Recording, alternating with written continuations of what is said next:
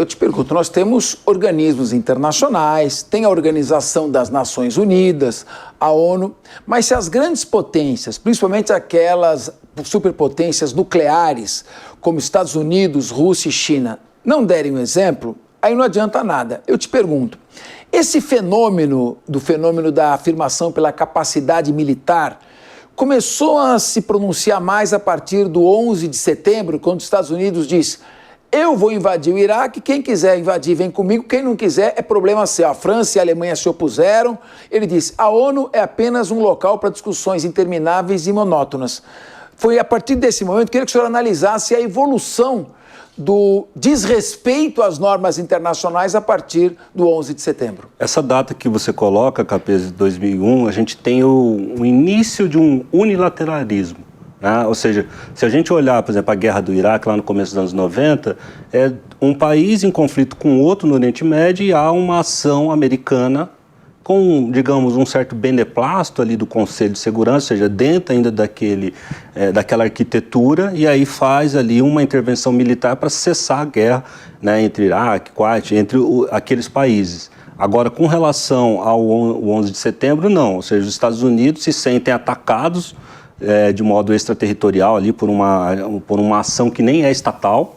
Uma organização terrorista. Uma organização terrorista, e aí sente que ele está sendo objeto ali de uma declaração de guerra, e essa organização estaria num território específico, e ele se sente no direito, né, de retaliar e levar a guerra frente aos seus agressores. Essa é a grande mudança.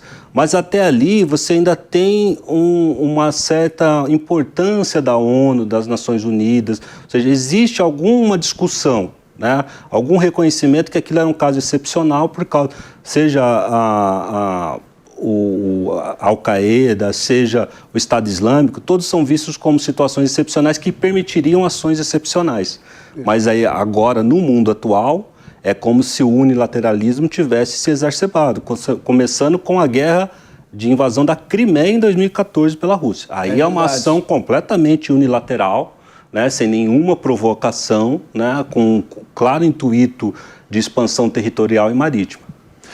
A alegação da Rússia é que os Estados Unidos, através da CIA, realizaram um golpe de Estado e depuseram o presidente Yanukovych da Ucrânia, que era pró-Rússia. E usaram isso como um pretexto e invadiram a Crimeia. Então eu vou começar a perguntar especificamente, vou abordar todos os casos. Vamos começar primeiro com a questão da Rússia. A Rússia alega o seguinte: a OTAN se expandiu contra uma promessa que havia sido feita em 1991 do presidente Bush para o Gorbachev, de que não iria se expandir. Muito bem.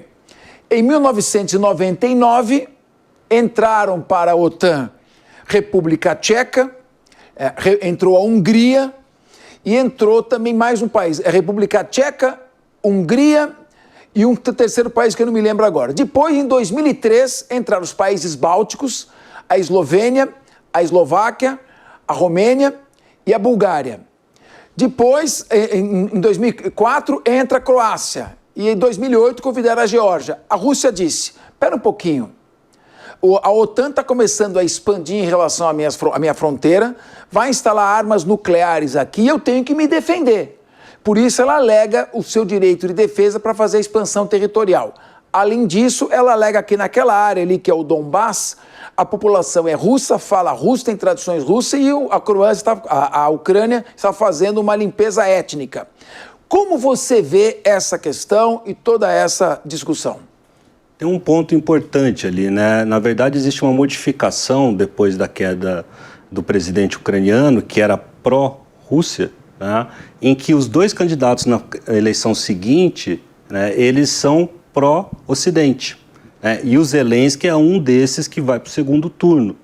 E nesse momento é que a Rússia fala: agora, obviamente, eles colocaram na Constituição que eles vão entrar para a União Europeia, eles colocaram na Constituição que vão para a OTAN, então era como se fosse um fato, né, um fait accompli, como dizem os franceses, ou seja, como se tivesse dado certo. Aí a Rússia começa a se preparar para uma intervenção maior.